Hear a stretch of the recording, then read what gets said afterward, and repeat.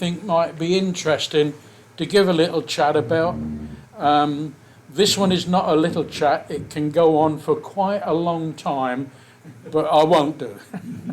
But anyway, so I thought, well, I've found something that I've never seen before, and hopefully none of you have. But after I show you, you're going to go straight online and have a look and say, oh yeah, there's loads of them around. But it's nothing to do with Morse keys, radios, communications, other on your plates of meat. So radio is out tonight, nothing at all. Other than to say, I'm going to bring Jan IVZ into play. Okay? I'll let you know without him in a moment. This is about a programme that we found of the Queen's coronation in 1953. Okay, she succeeded to the throne on the 6th of February 1951, and the King died on, as it was my mother's birthday, and she ascended to the throne then.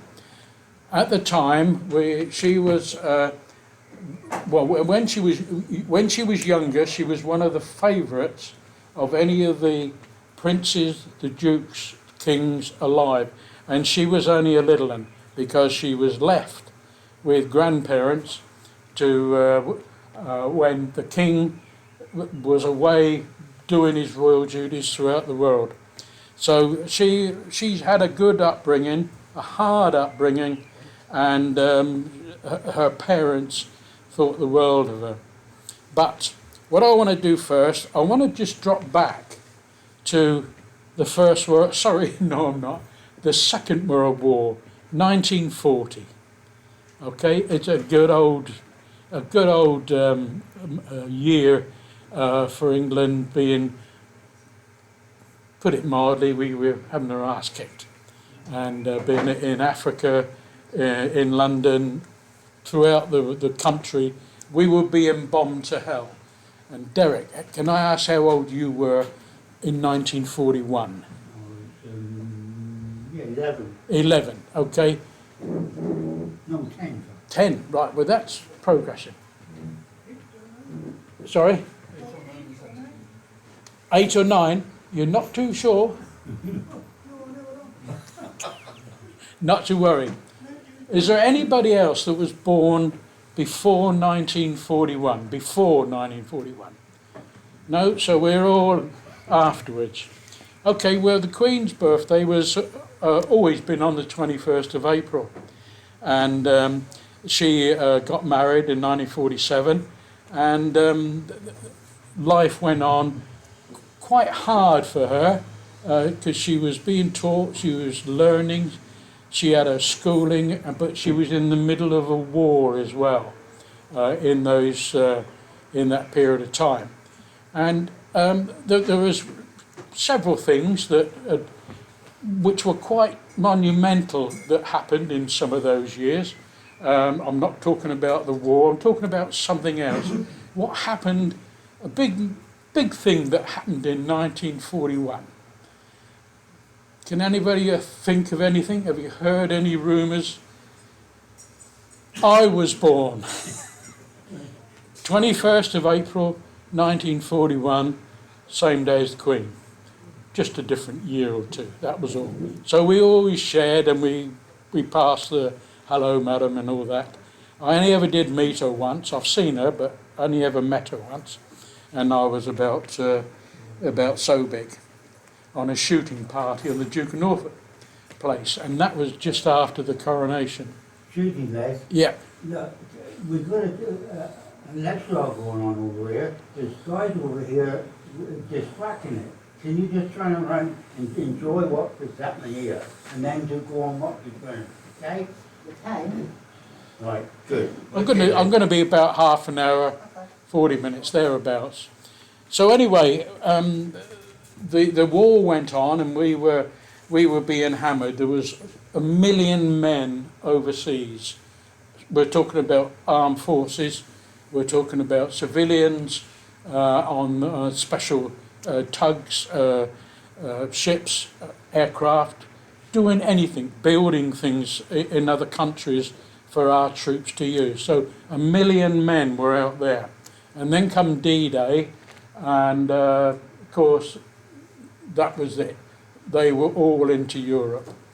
And then a load and load and load of them were headed off to the Far East, when the Japanese were up to their destruction. I can only remember, because I was born in 41, when I was 3.5, I remember 4 Canadian Sherman tanks. And they were right outside of our house, ready to go on D-Day. They were there for a month, 2 months, whatever it was, and then all of a sudden woke up in the morning and they're gone. D-Day was on. That was then. What do I know about the war? What my brothers, what my father, what my mother, what people have told me, what I've read. I can't remember very much about what went on.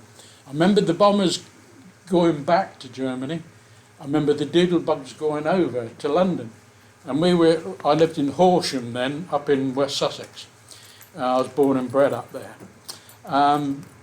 But there was a lot of people around in Europe. And if it wasn't for the women in this country, I think we would have collapsed, because they were building everything. They were, if you wanted an aeroplane, we'll build it by next week. If we want a tank, we didn't have enough steel for tanks. The odd ones we did, but not much. Ships, we had lots of ships. A lot of them were not brilliant, but they used to work. You name it, those women could build it. They would, food, they done their best with the food that we could get into the country. Every ship that come to this country during the war had food on it, of something. Anything come from Australia, we had live sheep. Weren't dead, because we never had any cold storage for it in this country or coming over. So ships were a bit. We weren't doing very good at ships. This is where the American Liberty boats come into their own, and they built a lot of those very quickly. As you can imagine, the yards over there could make them. They were in the water within 3 months, thereabouts, something like that. So everything that come this way was food. A lot of it didn't make it. It went straight down. Tanks went straight down. Aircraft, straight down. Once they were torpedoed, there wasn't much for the country. So we were losing out on the whole. But then when we got into Europe, things sort of changed for the better. Hard work, mind you. The soldiers, the airmen, and naval personnel as well, they were doing a great job in getting across to Germany. And I was reading a book brand new actually, a few nights ago, and it was about the Sherwood Forest Rangers, and they're a tank regiment, actually they done North Africa, and then they come back and then went into Europe. So the book was to do with D-Day to VE Day, right the way through to the end of the war. And they found themselves in a German farm, which was, they picked the best, I think, because it was a superb farm, according to the brigadier. And it was all lovely buildings, and the people they were talking to Englishmen. They were dead scared, because they didn't know what was going to happen to them. And they said, right, no, all over, the war's over. She said, no, it's not. Go up the road 6 miles. And they got in their tanks. They had about 16 tanks altogether with them. And they went up to the forest up there, and they come across one of these camps. There was 15,000 people in this camp. Now, they weren't just Englishmen, nothing like that. They were all sorts. They were Yugoslavians, Czechs, Romanians, Americans, you name it, they were there. A lot of gypsies, because the Germans didn't like gypsies, so they put them over into these camps, hoping they would die. And a tremendous amount died.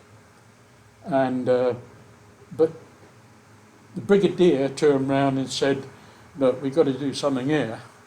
So he called up his HQ, which was 50 miles back, and said, I want trucks, doctors, nurses, you name it, I want it. If you can't get it, find it.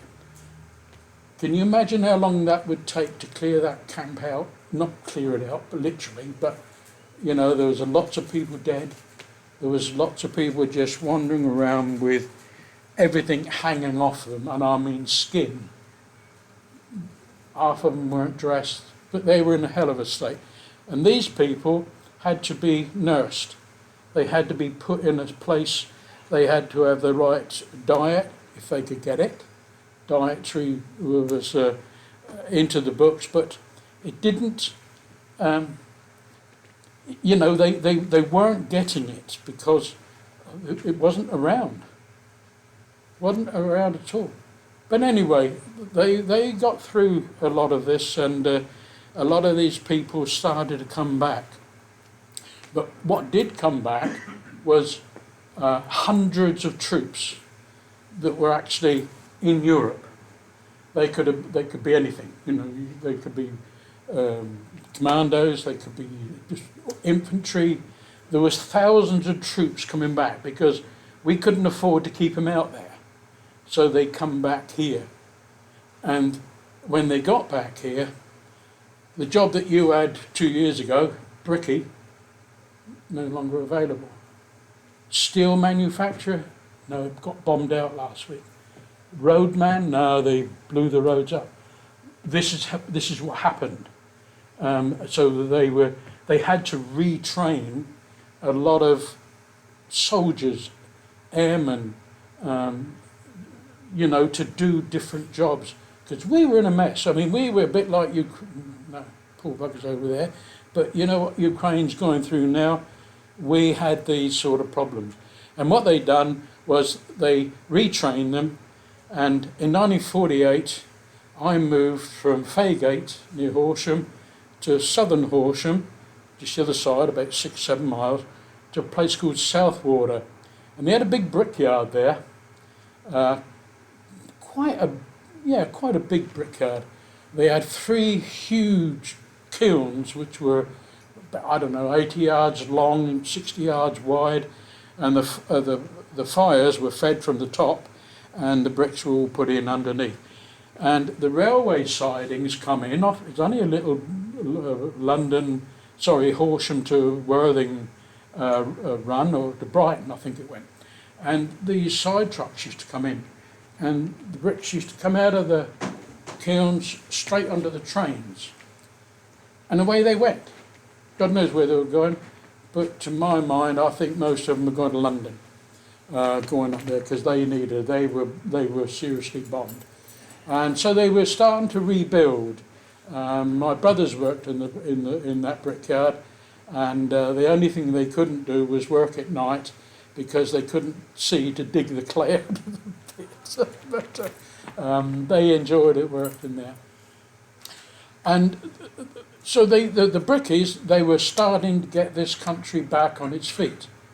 It cost an absolute fortune. I think it was 1943 when Winston Churchill was then Prime Minister. He got on a fast cruiser and went across the Atlantic as fast as he can, and he got to Newfoundland and he met President Roosevelt.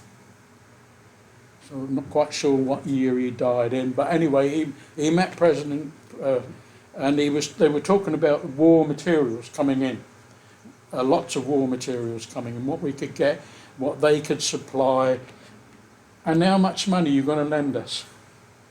And it one figure was $775 million. Now, I don't know what that is in today's rate, but we're talking about billions. The final bill paid back in 2006 was 50 billion quid. That's what the Second World War 2000 and what? 6. 2006. Final That's bill. when we paid the bill. We finished paying. Can you imagine getting a car and saying, "Oh, there's my final bill, done."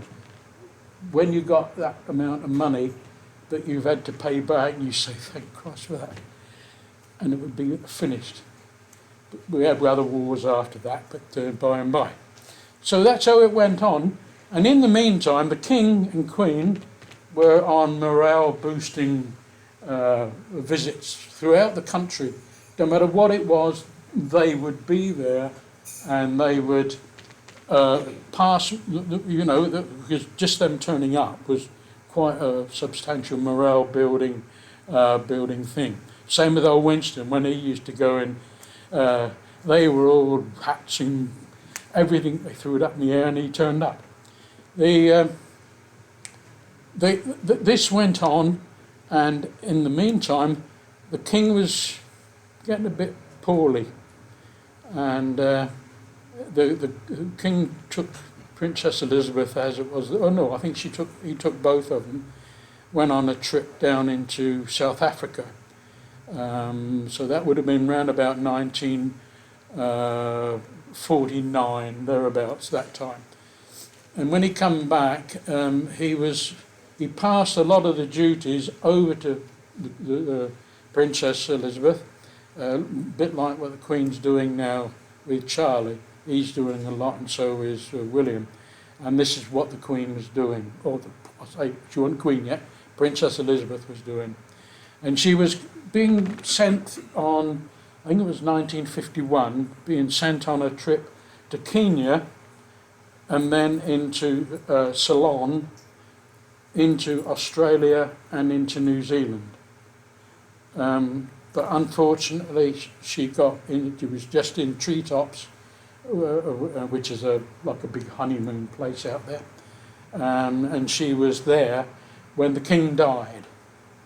And an aircraft was on standby, I think, all the time. I don't know what sort of aeroplane we had then. DC-4, maybe? That's longish range job, comfortable. A York. I don't know quite what we had then in aeroplanes. We got better in the 50s, but coming up to that period of time, it was a bit dodgy. But anyway, the Earl Marshal of England was a bloke called Duke of Norfolk. Lived, or he doesn't at the moment, but the Duke lived in Arundel Castle. I met him a lot of times, especially on his racehorses, and anyway, by and by that was good fun with him. And he was Earl Marshal of England, and he had two jobs to do now. He had to bury a king to the satisfaction of the Commonwealth, and he had to get a coronation going for the next year for the Queen. Couldn't do it all at once. There's no way that he can do it all at once. So what he done was the English king was buried with English soldiers, sailors, airmen, with rifles reversed, and that went on very nice indeed. I remember it, and that went fine. But then he had to get a committee together to get this coronation going, and it was a long time, from 6th of February to the 3rd of June the following year. It's a long time. I mean, anybody can do a coronation in that time. Not quite true. Can I have... right, oh yes, right, let's go on to this. This is the actual... I'll tell you a little bit about this programme. I was up Robert's farm, G3, G0IVZ, G4EDG, and another radio op who I didn't know. They went to my sister and brother-in-law's farm up in Sussex. From here, this club, Jan come from down near Liscard, and Steve was Exeter, and I think the other fella come from London. And they met on my sister's farm. I'll say her farm, I'll refer to her, but Robert and Jill. And they went up there 3 years running, and the first 2 years they won. That was field day, CW. These three blokes beat the rest in England. And I think on the third one, they come second. I think that was right. So this club had something to do with my sister's farm, believe it or not. Anyway, Jill died of motor neurons disease, and Robert was getting on. He was about, I don't know, probably about 82 when he retired from farming. And when you retire from farming, the lease of the farm had to go back to Lord Cowdrey, who owned all the farms around that area. And you don't just go one day and say, there's the lease, my lord, thank you very much. It's a year in the life of what's in the ground over the crops and everything else, cattle, and time he does the lawyers, the solicitors. It's a year. And in that year, Robert was clearing his farm. He lived in an ancient farmhouse. His father had a farmhouse next door. He died, not quite sure when, and that one went back to Lord Cowdrey. But that farm, Robert's grandfather was in it as well. So he'd never been out the village. Robert had never lived anywhere else, and both farms were about 2 miles apart. And I think the actual ground actually joined onto each other. So anyway, Robert was getting the farm ready for sales of this, that, and everything else. And we had a party up there one day, and we could muster 80 people to a family party. Big lawns, fields, can't beat it. And we were clearing out a calf shed which had a lot of his mother's old furniture in, which wasn't much good. It was going to the scrap dump anyway. And we were in this calf shed, and we were going through loads of papers, books. I got some lovely old Sussex books for history ones.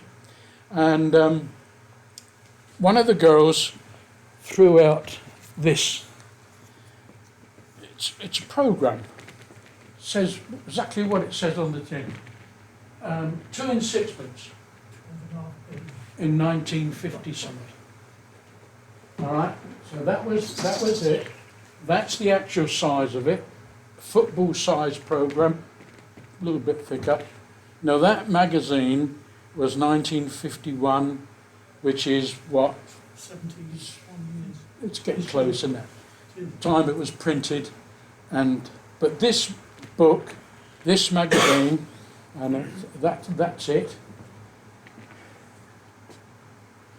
That was designed by the Duke of Gloucester and his committee, and this magazine, after reading it, was a programme.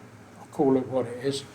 Was sent all around the world to all the islands, places that were to do with the Commonwealth for the Queen's coronation. The idea of it was all these islands all around the world like this, and I could give you one, and I could give you one of these, or not. You probably be 2 and 6, you know. But you could follow the coronation, reading this book, and listening to it on the radio, or whatever else means you had. And that was the idea of it. It was so that everybody in the Commonwealth could read that, if they could read. I mean, you know, a lot of the honours, they didn't have the thing. So, can I have the next page, Mike, please? Okay. The plane you were trying to think of, you were correct. It was a BOAC Argonaut Atalanta DC-4.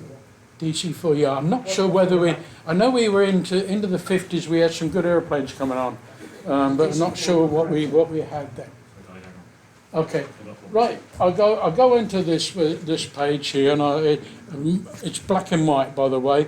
The actual magazine, other than that front cover, and the next page in it there's coats of arms all round this magazine, and the thing is, it is to do with.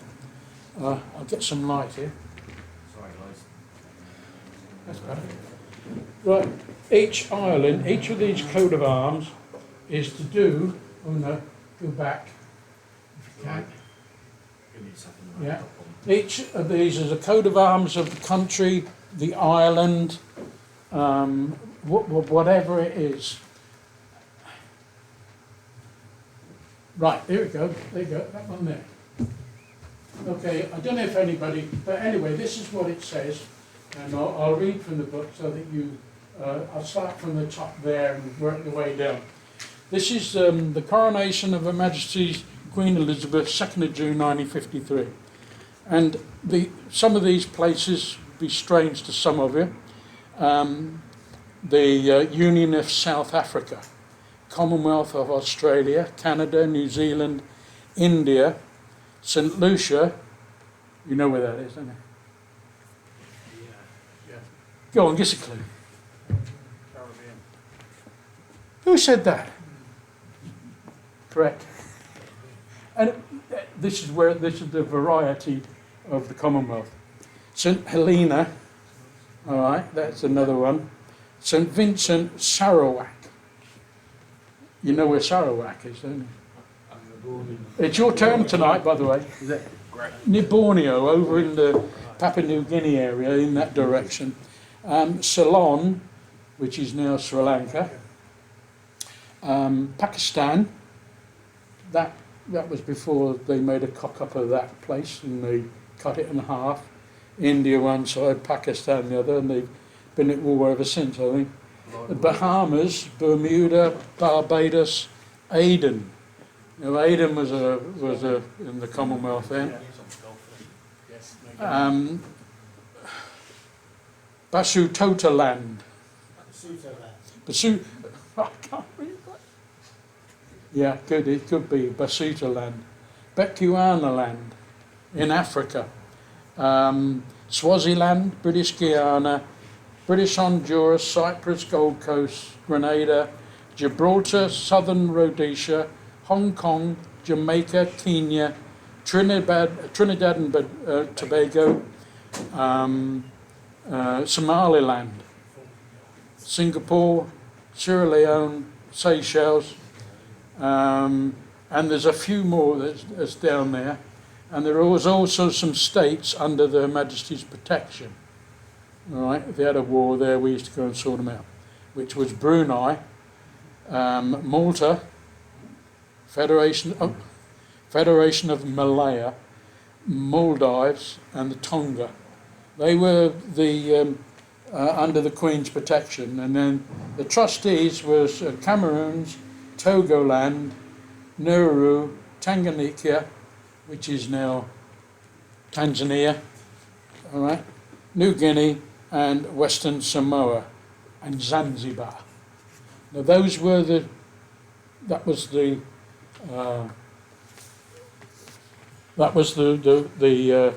Commonwealth. Next one, right? It's just a double page really. There's one for a picture of the Queen, and that's on one side, and the poet laureate has put a mention in dispatches there. Quite a nice poem for her. And see how beautiful she was. There you go. She was a smart lady, no doubt about that. Duke of Edinburgh, who was the patron of RSGB, okay, 65, thereabouts, I think. on. Yeah, and Charlie and Princess Anne. The next one, He did well for himself. who? In 1947, when he married her, he was a lieutenant. Yeah, In that's right. 1953, he's admiral of the fleet. That's not bad, is it? And the next one, right, we got the Queen Mother at the top, Princess Margaret, who unfortunately died, and this lady is Princess Royal, who was married to the Duke of Gloucester. And the Duke of Gloucester, there he is on the next one, is the gentleman that put all this together, and the Queen's uncle, or one of the Queen's uncles, the Duke of Windsor, Duke of Kent. Interesting story about Duke of Kent, who was her uncle. He was in the RAF, and he had quite a few. Well, he didn't have one ring; he had two bloody great broad ones, RAF, and he was being taken to Iceland to do some official business, and bloody airplane crashed, and he was dead, unfortunately. So it left the Duke of Kent, who is now, as a young boy. So it went on. Next one, please. Right, there is a piece in there about God Save the Queen, and from Arthur Bryant, who was a well-known writer of church stuff in those days, of the royal party. Next one. And this one it goes on for 3 or 4 pages. I'm not going to let you handle this, by the way, because it's rather fragile after all those years. But this one here, you've got the Commonwealth Prime Ministers. There's Winston Churchill. I think that's the Australian fella, and there's a Canadian, Nehru. No, I don't think Nehru was in there then, but they're all the major Prime Ministers of the Commonwealth. And she was head of the Commonwealth, and when she come back from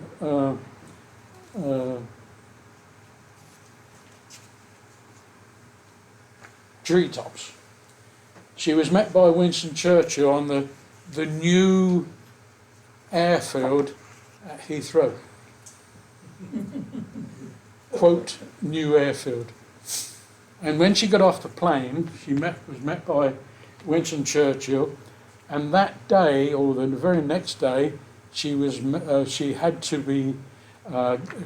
go along to do one of the major committees to do with royal people throughout the Commonwealth, and I've forgotten what the damn lot was called now.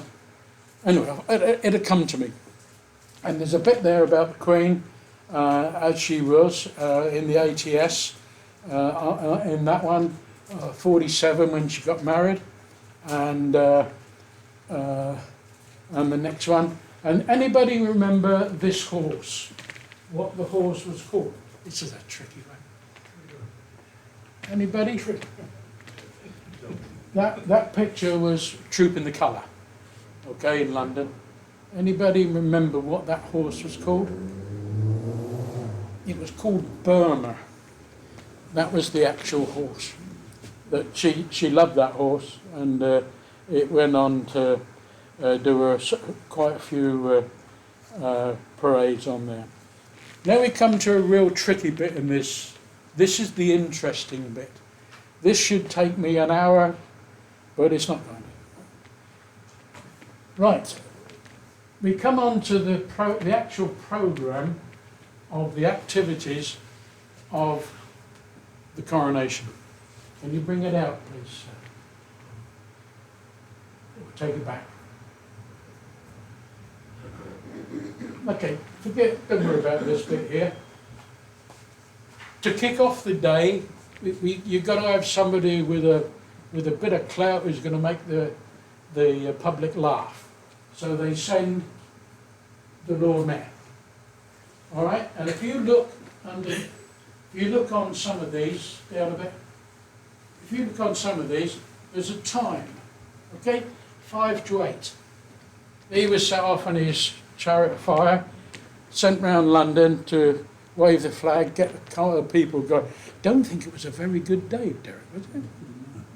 I can't really remember. But anyway, by and by. So he's gone out there to get the public going.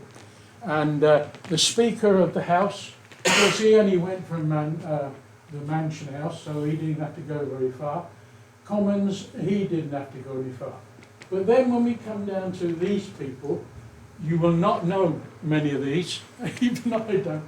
But the car, first car, 840, who was in it? Okay, these are friends and family of hangers-oners, and this fella, the Honourable Sir Alec Ramsay, quite a substantial naval character, not that I knew much about him. And then when we get up the other side, up this side, we got aunts and uncles. We got Duchess of Beaufort. They've got a very good pack of hounds, by the way, there. And Abel Smith. These are people that are belonging to the family. This lady here, Countess Mountbatten, ring a bell? Right, okay, Lord Mountbatten, and Lady Pamela, that is there, and she had, I think, a couple of sisters with her. Marquis of Milford Haven. That was the start of the possession. Why they had to go so early, I don't know. But then these people, or these here, these are all ambassadors, people in embassies in London, probably hangers-oners that stayed in this country from the war. But it goes down to here, and the next page, please.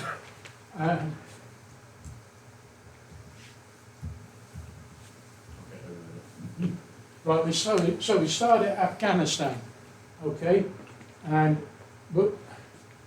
it comes right the way down.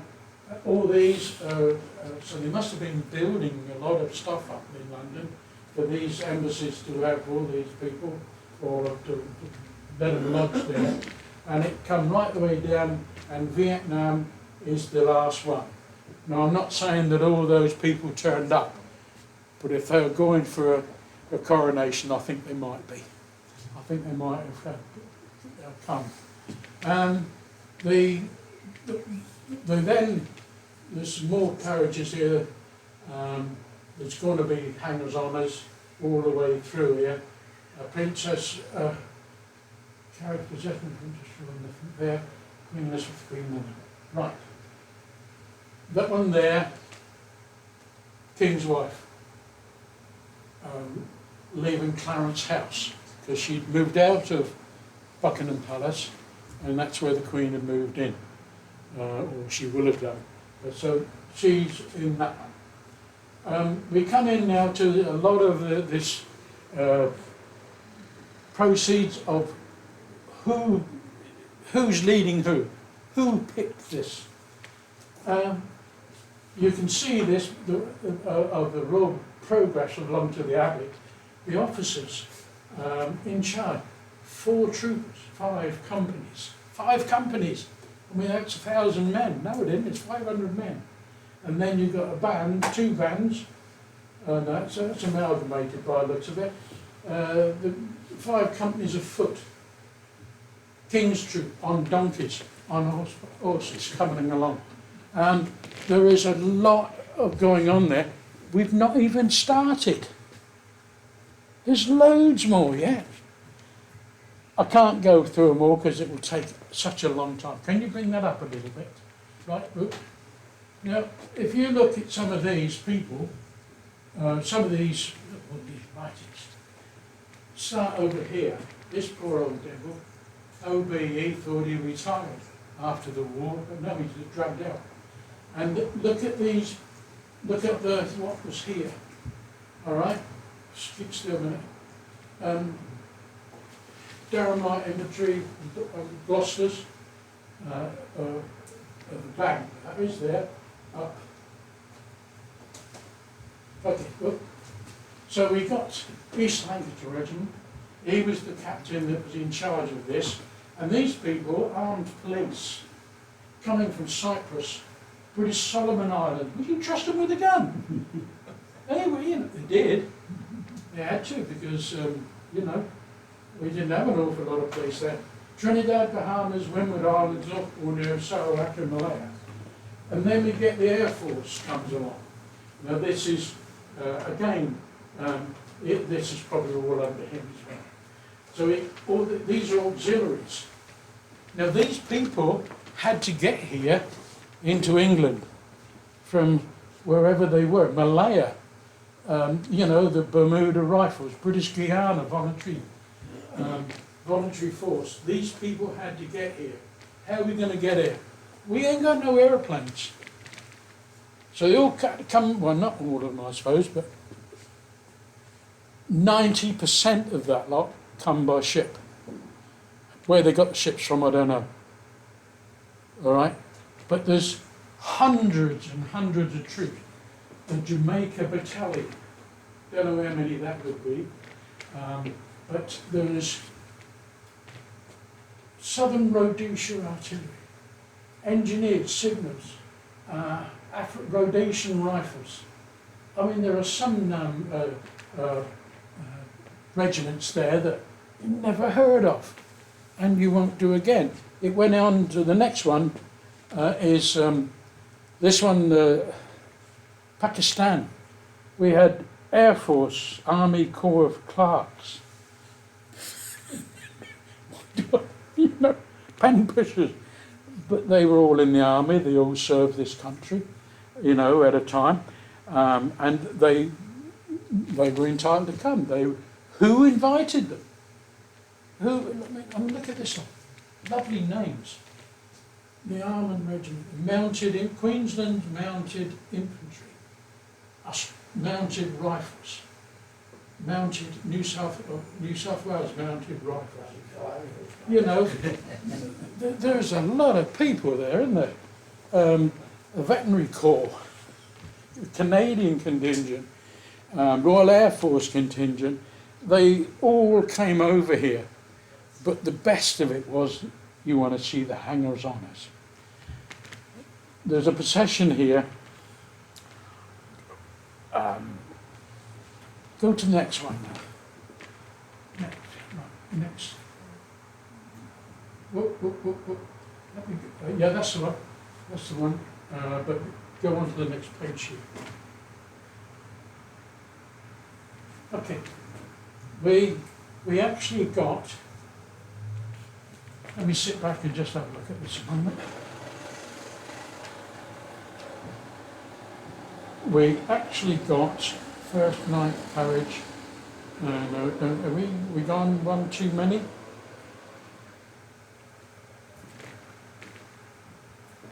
There's the Sultans. These are the Sultans. These are entitled to. These are big boys. These Highnesses, the Sultan of Johor. Over the years, we put them in those places, and that's where they've progressed. I want the next page, if you can.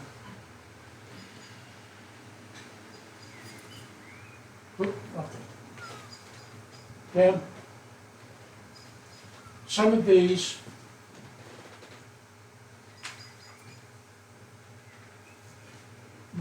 Ninth Chariot. Here he is. Here's Churchill. He's right back in the procession. Left the Queen, made sure that she was all right, and all the people in the palace, which was his job. And he now is in the procession off to the church. Right. Okay. I'm in the magazine, and I'll let you look at that one that Derek's got if you want to see it. The procession.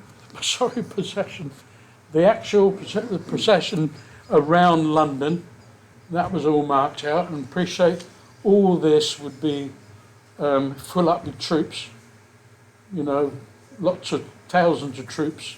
Where are they? I think they just kept on the pavement there because so many. But a lot of those, next one, a lot of those regiments brought horses. So they were, the ships had to have horses. Can you imagine bringing horses all the way from Australia in the old ships of That's why they needed all them vets. 1940? Where are they going to put them in England? They must be on Bisley. They must be all over the country in private stables, the lot. But these are hangers-oners. These are people that should have gone in retirement, but didn't, because we're now 6 years after the war now, and they should have all been, well, all but these people. These people here, the more of those you can get, the better. But You would say, of course. And when it comes, can you give me that page? I've just gone, yeah, it's the next one I want. Right, this one here is the main job of the day. This is the escort to the Queen, and she's in a chariot of fire in here. And all around them there is the aide camps, people on horseback, and the King's troop, Queen's troop, whatever other troop of people we had, but they all had horses. Can you imagine that gold coach? I don't know if you've ever seen it moving. It's like that. It's as though it's on at sea, and it's been pulled by 8 horses, cart horses as well. But all those are riding not far away from the Queen. Duke of Gloucester, he's another one there. Not many else I know down there. Yeah, not many else I know there. Okay, I'm going to skip a lot of it. This book also takes in all of the service in the Westminster Abbey. It's got the obe, the sceptre, the King Edward's chair. That dates back a bit. The orb and sceptre, but it tells you what they mean, what those instruments mean. And they've got the imperial crown, and we got King Edward's crown. And the imperial crown she wears when she's opening parliaments and places like that. The King Edward's crown is locked away so that Tom, Dick or Harry don't get hold of it, because that's the one where they actually crown them. But there's the form and order of Her Majesty's coronation. But what it does do underneath, it tells you what it all means. In our terms, we can read that and understand what they're saying in that one. So it's quite interesting, that. The whole service, that is. And now I just want to do one more page, back page, Mike, please. Now this one you might have to strain your eyes a little bit. We'll bring it up a little bit. We go back to William the Conqueror, because the Queen's descended from that era. And on here it tells you who he is and who he's married to. Matilda of Boulogne, Eleanor of Aquitaine. These were the queens of France. Because we appreciate, we have the Duke of Sussex. We did have the Duke of Sussex. They had Eleanor of Aquitaine, which is just a peninsula down in the Atlantic near Bordeaux, down that direction. And so we come all the way along here, and this is the actual, what should we say, the House of Lancaster. It goes, just work your way through it gradually. Some of those I've never met, Catherine of France. There's another one there, Henry V of Monmouth. This one here, Eleanor of Holland. Bordeaux. Richard of Bordeaux, Isabel of France. So, they went abroad, they done a lot of fighting over there, so they married there. Philip, King of Spain. Carry on up, work your way up. Hanover. Because, of course, House of Hanover was, that's where a lot of the local kings and queens from sort of here was coming from the House of Hanover, and also there. And we come to Windsor, and then we come to George V. He died in 1953. This is the Queen's grandfather. Okay, so now we come down to the Edward VIII, George V. Sorry, George VI. I was looking at this actually. This is Edward who abducted. He abdicated the throne, and it was thrust on George. He didn't particularly want it, but he'd done a good job of it. Duke of Gloucester. Now we're looking at the brothers all the way across. George, Duke of Kent. Now this is the fellow that died from that plane crash. I'm saying up in up the top. This is the Duke of Kent that's alive now. This is Alexandra. I don't know if anybody, do you remember Alexandra, a lot of you?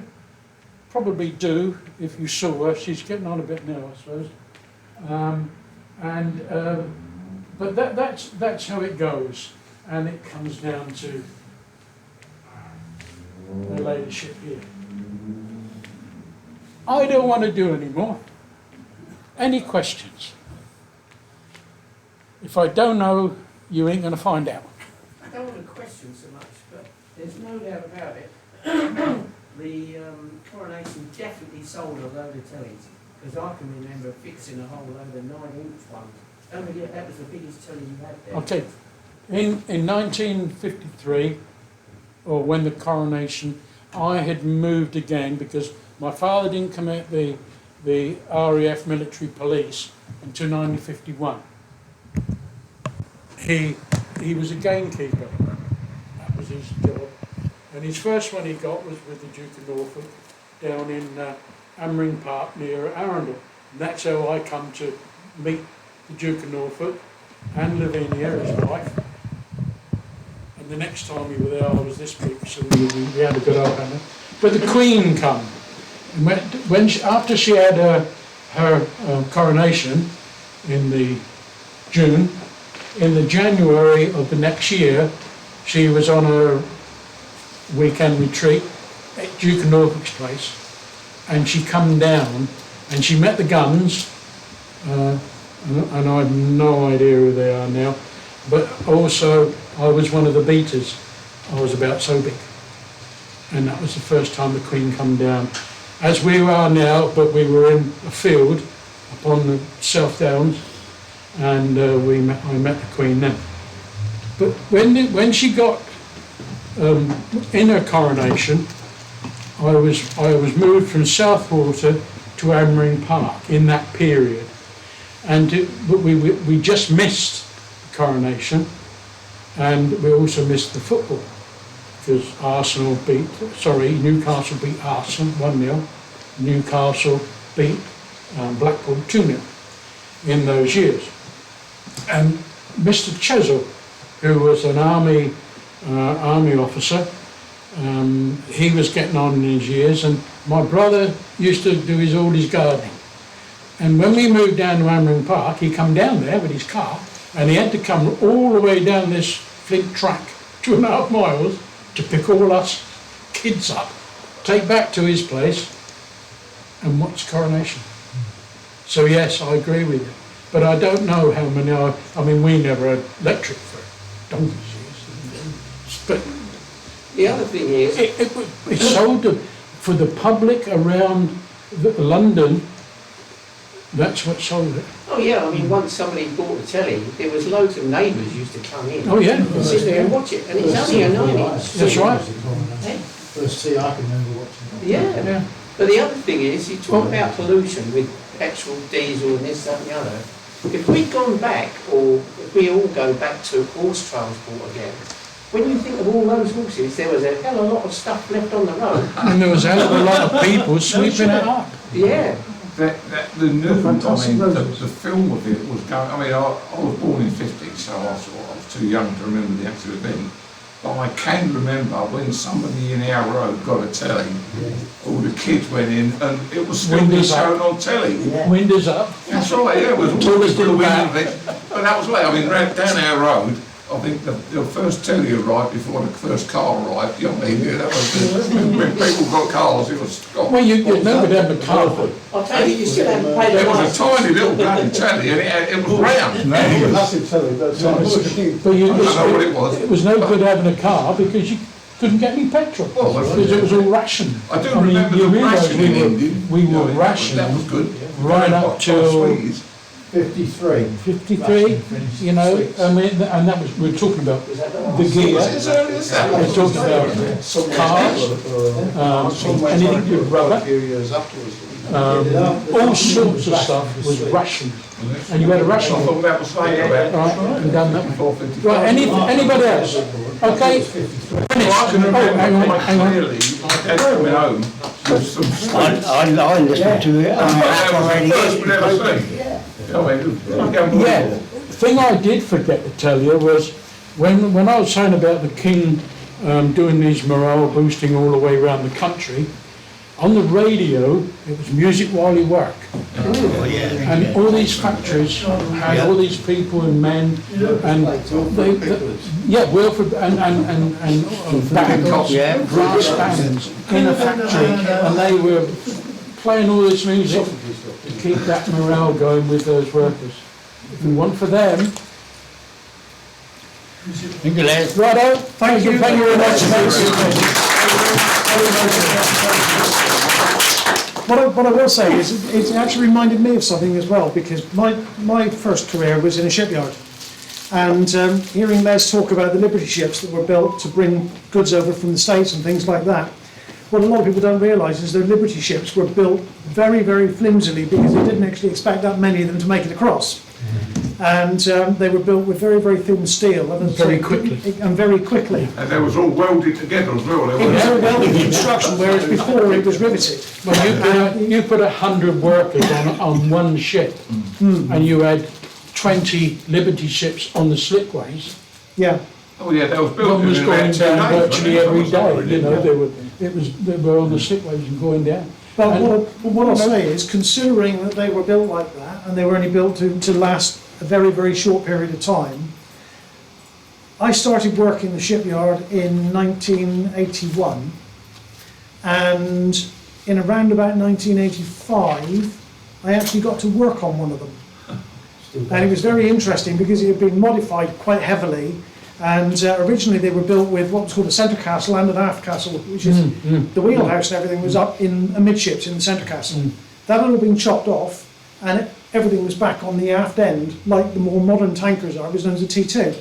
And it was still traversing as an operational oil tanker in 1985. But let's just say going down below in it was not the best experience. The No, engine I room was can not well that great. imagine. But But we we were original engine and everything. we were in it was lucky fantastic. that we were able to get one or two ships, because these Australians and people like that, I mean, how Queen of Tonga got here, I have no idea. I mean, she's way out in the Pacific Ocean. You know, I mean, what a lass she was. She was this tall. This big. Oh, but she was so jovial that it was untrue. I mean, you know, she'd wander off her route and go, "Oh, g'day," you know, hello, you know. But, I mean, talk about a morale booster. She was brilliant. Right, I finished. It's taken me a lot longer than I thought. Thank you, Les. But very, You're very most good. welcome. Thank Les. you, Mike. And, Brilliant. good. There is a copy there. Anybody wants to have a quick look of anything I did miss or are interested in it, have a look. It is Mike's copy. Yeah.